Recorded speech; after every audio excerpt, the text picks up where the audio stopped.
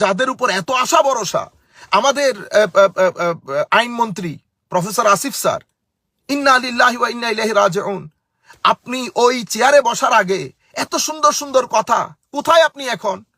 রইস হত্যাকাণ্ডে কোনো কিছু কি আপনি পেপারে পড়েন নাই? এতগুলো প্রতিবাদ হচ্ছে, আপনি কোনো কিছু জানেন নাই, পড়েন নাই স্যার? আপনি ওই পোস্টে যাওয়ার আগে আপনি মিলিয়ে দেখবেন, ঘরে আসে বসে চিন্তা করে দেখবেন, আপনি যেই কথাগুলো বলে ওই চেয়ারে বসেছেন, সেই কথাগুলো সেই চেয়ারের হক আদায় করছেন কিনা। মাননীয় স্বরাষ্ট্র উপদেষ্টা, আপনার বাসায় পদযাত্রা হলো, এতগুলো লাখো মানুষ, হাজারে হাজারে ছেলেপুলে, শুধুমাত্র একটা আশা ভরসা নিয়ে, শুধুমাত্র একটা আপিল নিয়ে আপনার ধার গোড়ায় গেছে। আপনি স্বরাষ্ট্র উপদেষ্টার চেয়ারে বসে সবকিছু ভুলে গেছেন।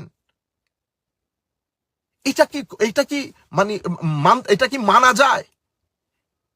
আপনি ঘুমিয়ে গেলেন, কাকে উপদেশ দিয়েছেন, কাকে আদেশ দিয়েছেন, কি হয়েছে একটা আপডেট পর্যন্ত দেন নাই।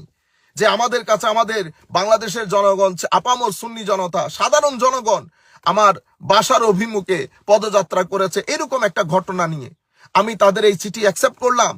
আমি তাদের নিশ্চিত করছি যে আমি এই হত্যাকাণ্ডের সুষ্ঠু বিচারে যত যা ভূমিকা, যা কাজ করতে হয় আমি করব। আপনি একটা ওপিনিয়ন ব্যক্ত করলেন না, এত উপরে উঠে গেছেন আপনি। তাইলে কি আমরা ডিক্টেটোরিয়াল রুলে বসবাস করছি? আপনি সিম্পল, আমি আপনাকে আমানত দিয়েছি ওই চেয়ারটা, আপনি ওই চেয়ারের আমানত যদি রক্ষা করতে না পারেন, চেয়ার ছেড়ে দেন। সেই কারণে আমরা ডিক্টেটোরিয়াল রুলই বলি, এটাকে ডিক্টেটোরিয়াল রুল বলে। অর্থাৎ আমি আপনাকে স্যার ডেকে ডেকে আমি আপনাকে দুই হাত নম করে অনুরোধ করতে হচ্ছে, দয়া করে আমার ভাইয়ের বিচার করেন। মাথায় আসে না আপনারা ঘুমান কেমনে? শুধু রইস হত্যা মামলা না, আমরা ইতোপূর্বে যেই সরকার পালিয়েছে, সেই সরকারের আমলে যে হত্যাকাণ্ডগুলো ঘটেছে, আমরা সর্বশক্তি দিয়ে প্রত্যেক হত্যাকাণ্ডের জন্য আমরা প্রতিবাদ করেছি। এবং রইস হত্যাকাণ্ডের ব্যাপারেও আমি আমাদের বিভিন্ন মসলকের ভাইদের আমি শুনেছি প্রটেস্ট করতে। সবাইকে আন্তরিক মোবারকবাদ, ধন্যবাদ এবং স্যালুট জানাচ্ছি। কিন্তু আর কতদিন এভাবে কন্টিনিউ করব? আমার ছেলেদেরকে চট্টগ্রামের মধ্যে বেধড়ক পিটানো হয়েছে। এরা ক্রিমিনাল না, এরা কখনো ক্রিমিনাল হবেও না, এরা কখনো মসজিদে জুতা মারামারি করবে না। রয়ে গেল আপনারা বলেন না যে অমুক দলকে সমুক দলকে, সবার কে কি করেছে না করেছে সব স্পষ্ট, আমি সেই দিকে যাচ্ছি না। এর পরবর্তীতে আমাদের সকলের সম্মানিত, এগুলা বলা হয় মানবতার সম্পদ, আলহাজ সুফি মোহাম্মদ মিজানুর রহমান। আমরা যেমন চিনি, সবাই চিনেন, বিশ্ব চিনে আলহাজ সুফি মোহাম্মদ মিজানুর রহমান সাহেব। তার বিরুদ্ধে কেস হয়। এই কারণে আমি বলছি এগুলা হাইব্রিড রেজিম। এখানে ভালো মানুষের কোনো দাম নাই, এখানে সৎ মানুষের কোনো দাম নাই। সুফি মিজান সাহেবের বিরুদ্ধে হত্যা মামলা, চিন্তা করতেও তো লজ্জাবোধ করে।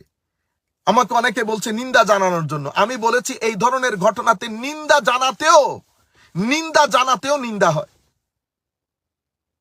সুতরাং আমি সকলের প্রতি অনুরোধ করব, যারা আমরা কাউকে ছোট করা, কাউকে বড় করা না, হেদায়েতের উদ্দেশ্যে কথাগুলা বলছি, অন্তরের কথাগুলা বলছি।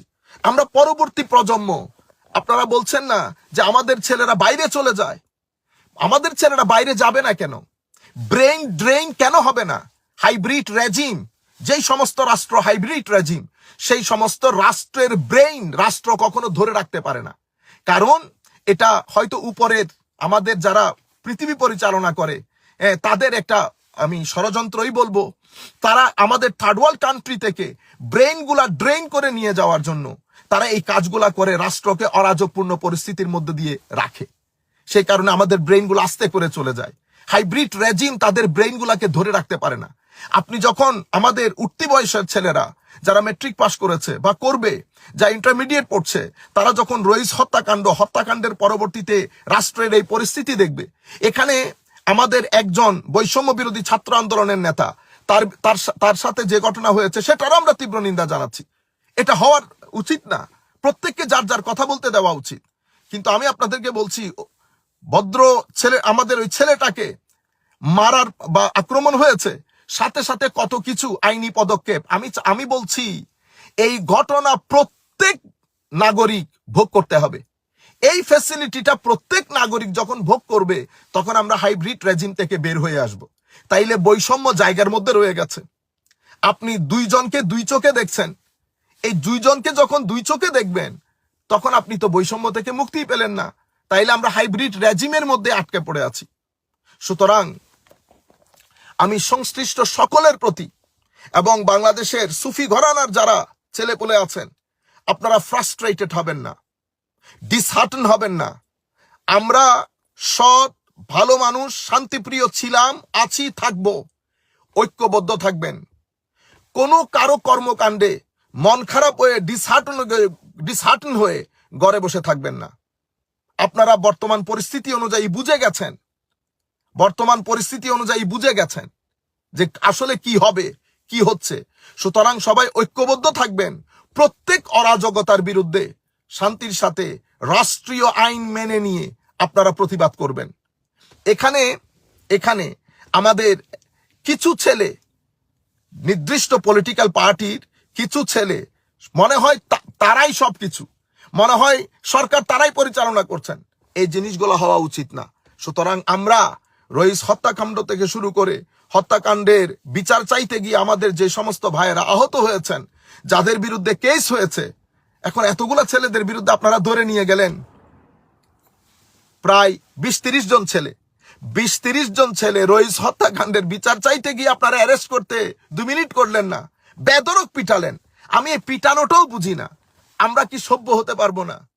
আপনারা পিটানোর প্রয়োজন হয় না। আমিও তো ইংল্যান্ডের পুলিশের সাথে বেশ কিছুদিন কাজ করেছি। আপনারা মানুষের কোন একটা প্রটেস্ট যখন হয়, যারা প্রটেস্ট করে তাদের সাইকোলজিটা বোঝার চেষ্টা করেন। তাদের 2-4 জনকে ডেকে তাদের মনস্তাত্ত্বিক অবস্থা, ইমোশন, তাদের প্রতিবাদের এইম এন্ড অবজেক্টিভ, এগুলা বুঝার চেষ্টা করেন। এগুলা বুঝার পরে ওইটা নিয়ে ওইটার উপরে কাজ করেন। অটোমেটিক্যালি আপনি যে কোনো প্রটেস্ট আপনি দমাইতে পারবেন। কিন্তু আমরা আলটিমেটলি বুঝি না, আমরা লাঠি হাতে নেই। আর যে লাঠি দিয়ে পিটানো হয়, এটা তো এই লাঠি দিয়ে আফ্রিকান জঙ্গলে হাতি পিটানো হয়। এটা কেন সভ্য সমাজের মধ্যে? আমরা মনে হয় সেই কারণে সরকারি অফিসার হোক, পুলিশের এসআই থেকে শুরু করে ওসি পর্যন্ত, আগে এক সময় বোধহয় পরিবার দেখে নেওয়া হতো। এই জিনিসটা বোধহয় এখনো যদি আবার করা হয়, আমার মনে হয় জাতির কিছুটা হলেও মঙ্গল হবে। কারণ এই পোস্টগুলা, এগুলো অনেক সত্যিকার অর্থে অনেক আমানতের পোস্ট। এখন এখানে আপনি যত্র তত্র যাকে তাকে এনে যখন বসিয়ে দেবেন, এই অরাজকতা হতে থাকবে। আমার মুখের ভাষা কখনো ভালো হবে না। সুতরাং এখানে শিক্ষিত, মার্জিত এমন পরিবারের সন্তান নেওয়া হোক যে পরিবারে অলরেডি সরকারি অফিসার রয়েছে, আমার মনে হয় আর কি। যার কারণে আমরা এই চেয়ারের মানটা রক্ষা করতে পারি না। আমি কোন চেয়ারে বসেছি সেটাও বুঝতে পারি না, এবং আমাদের বিহেভিয়ার দেখলে অবাক লাগে। আমি ভীত সন্ত্রস্ত কেন হব? আমি সবাইকে ঐক্যবদ্ধ থাকার আহ্বান করছি, ধৈর্য ধরার আহ্বান করছি, এবং রাষ্ট্রীয় আইন মেনে সংবিধান অনুযায়ী আমরা সামনের দিকে যাব ইনশাআল্লাহ। আর আল্লাহর দরবারে দোয়া রইল, এই রাষ্ট্রের বিরুদ্ধে যারা যেভাবে যেখানে বসে ষড়যন্ত্র করছে, আল্লাহ রাব্বুল আলামিন যেন সকল ষড়যন্ত্র এই জাতির কাছে উন্মোচন করে দেয়।